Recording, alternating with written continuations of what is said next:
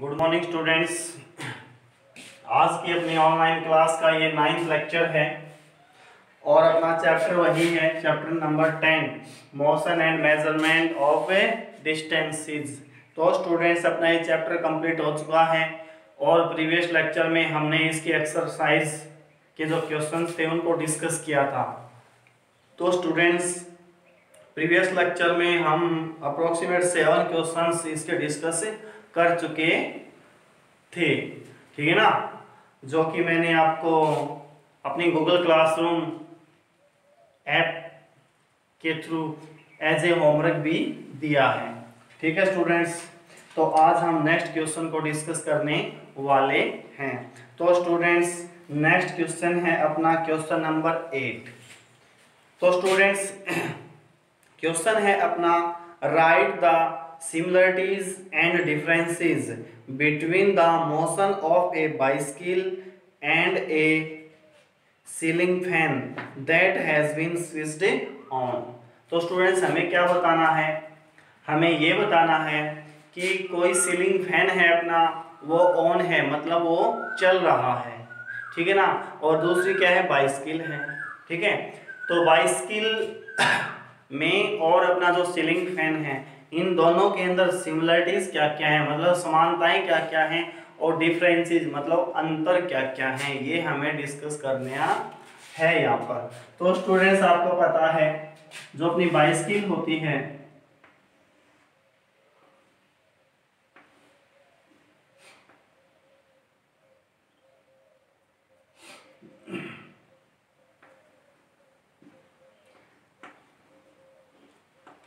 तो स्टूडेंट्स देखिए इसके 2 टायर होते हैं बाइसिकल में, है ना, और ये अपना क्या है, कोई सीलिंग फैन।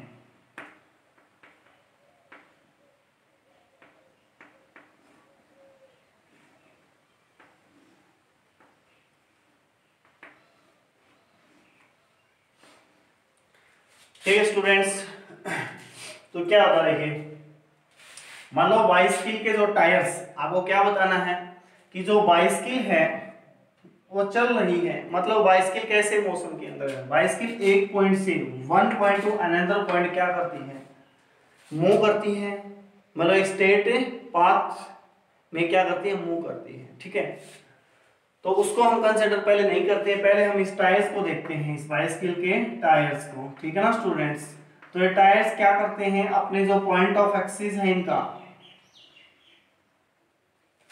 जो एक्सिस ऑफ रोटेशन है उसके अराउंड क्या कर रहे हैं, सर्कुलर मोशन कर रहे हैं। ठीक है ना स्टूडेंट्स, तो हम क्या लिखेंगे, द टायर्स, या हम कहें the tyres of the bicycle and the ceiling fan both are in circular motion.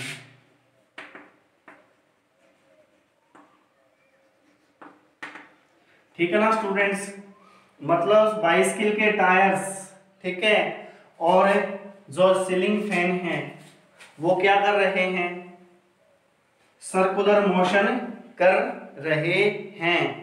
ठीक है ना, दूसरा आप इसके तो होगी इनकी क्या सिमिलरिटीज, क्या है ये, तो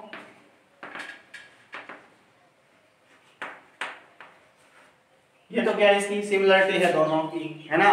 और डिफरेंस और क्या बता सकते हैं, देखिए साइड बाइसिकल क्या कर रही है, रेक्टिलिनियर मोशन भी कर रही है, क्योंकि one point to another point ये अलोंग ए स्ट्रेट पाथ क्या कर रही है, मूव कर रही है। ठीक है ना, तो साइकिल इज इन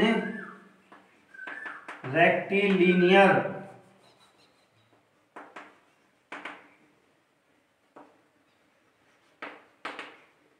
ठीक है, cycle is in rectilinear motion but A ceiling fan is not in rectilinear motion.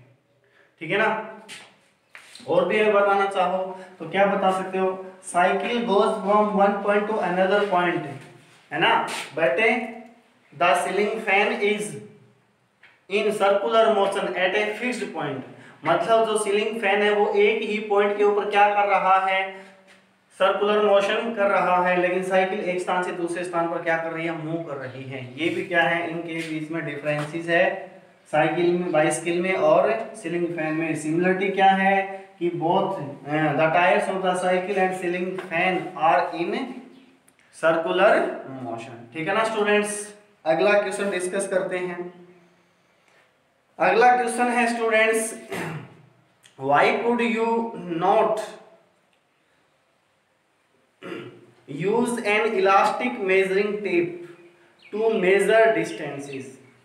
देखिए फिर से सुनिए question, why could you not use an elastic measuring tape to measure distance. इसका मतलब ये है कि आप डिस्टेंस को मेजर करने में कोई इलास्टिक टेप का यूज क्यों नहीं कर सकते। ठीक है ना। इलास्टिक का मतलब वो होता है स्टूडेंट्स जो जिसके ऊपर अगर हम थोड़ा बहुत फोर्स लगाएं तो वो क्या हो जाए, अपनी शेप चेंज कर ले, है ना। जैसे रबड़ की बॉल होती है, रबड़ की बॉल है ना, तो हम उसको क्या करें, हाथ में लेंगे, उसको प्रेस करेंगे तो वो क्या हो जाएगी, कंप्रेस हो जाएगी ना, मतलब उसकी शेप चेंज हो जाएगी। ठीक है ना स्टूडेंट्स। या फिर जो अपना रबर बैंड होते हैं, है ना, रबर बैंड्स, कौन से रबर बैंड्स, तो पहले जो बैंडल्स, जो अपने नॉट्स के जो बैंडल्स होते थे, गेडी जिसे हम बोलते हैं, उन गेडियों में जो यूज होता था ना, वो उसे हम क्या बोलते हैं, रबर बैंड्स बोलते हैं। वो क्या होता है, इलास्टिक होता है, मतलब थोड़ा सा वो क्या हो जाए, खिंच जाता है। ठीक है ना। तो मान लीजिए अपने पास क्या है, एक इलास्टिक रबर टेप है मान लीजिए, है ना। और मान लीजिए मुझे ये कोई रोड है, इस रोड की मुझे क्या करनी है, लेंथ मेजर करनी है। ठीक है ना स्टूडेंट्स। तो मैं इसका एक एंड यहाँ पे लगाऊंगा तो खींच के उस साइड लेकर के जाऊंगा तो क्या होगा, थोड़ा सा भी फोर्स लग जाएगा तो ये इलोंगेटेड हो जाएगी। इलोंगेटेड का मतलब ये बढ़ जाएगी, इसकी लंबाई क्या हो जाएगी, बढ़ जाएगी। ठीक है ना स्टूडेंट्स। तो ये जो डिस्टेंस मेजर करेगी वो क्या करेगी, रॉन्ग करेगी, इनकरेक्ट मेजरमेंट करेगी, है ना। तो हम क्या कहेंगे, we can not use because due to elastic tape it will measure inaccurate distance. ठीक है ना स्टूडेंट्स, मतलब ये सही मेजरमेंट नहीं करेगी। ठीक है। दूसरा इसी के अंदर जो है अपना क्या है, इस क्वेश्चन का नेक्स्ट पार्ट है, what would you be some of the problems you would meet in telling someone about a distance you measured with an elastic tape। मतलब कहने का मतलब ये है, अगर आपके द्वारा कोई इलास्टिक टेप से मेजर की गई डिस्टेंस है, उस डिस्टेंस को आप क्या कर रहे हैं, किसी दूसरे को बता रहे हैं उसके बारे में, तो आपको क्या क्या प्रॉब्लम आएंगी, या कौन सी प्रॉब्लम आप फेस करते हो, कौन सी प्रॉब्लम सामने वाले पर्सन को आप बताओगे। ठीक है ना स्टूडेंट्स। तो देखिए थोड़ा सा ध्यान दीजिए, मान लीजिए अपने पास क्या है, एक इलास्टिक टेप है अपने पास, इसके अंदर यहाँ रीडिंग ये 0 है, ये क्या है 1 है, ये 2 है, ये 3 है, ये 4 है, ये 5 है ना। तो ये इसके ऊपर इंचेस लिखे हुए हैं, क्या लिखे हुए हैं, इंचेस। यहाँ तक 1 इंच बन जाएगा, यहाँ तक 2 इंच बन जाएगा, यहाँ तक 3 इंच बन जाएगा, यहाँ तक 4। अब आप मेजर कर रहे हो, मान लीजिए यहाँ आपने इसके ऊपर थोड़ा सा फोर्स लगाया, थोड़ा सा फोर्स लगाने से क्या हो जाएगी, इलोंगेट हो जाएगी ना, मतलब ये लंबी हो जाएगी, बढ़ जाएगी। बढ़ने से क्या होगा, ये वाला गैप भी तो बढ़ेगा ना, मतलब जो इंच है वो इंच भी क्या हो जाएगी, बढ़ जाएगी। तो एक्यूरेट इंच यहाँ तक 3 इंच बनता है ना। और खींचने के बाद क्या हो जाएगा बेटा, ये तो मान लीजिए यही है, ये कहाँ तक आ जाएगा 1, मान लीजिए खींचने के बाद यहाँ तक आ जाएगा, 2 कहाँ तक आ जाएगा, यहाँ तक आ जाएगा खींचने के बाद। एग्जाम्पल लेते हैं, मान लेते हैं, वास्तव में हो सकता है इतना ना हो, लेकिन हम मान लेते इतना हो जाता है। तो देखिए खींचने के बाद देखिए ये यहाँ से यहाँ तक की डिस्टेंस वास्तव में 3 इंच डिस्टेंस थी, और खींचने के बाद ये कितनी बताएगा, केवल 2 इंच बताएगा, है ना। कितनी बताएगा, 2 इंच बताएगा।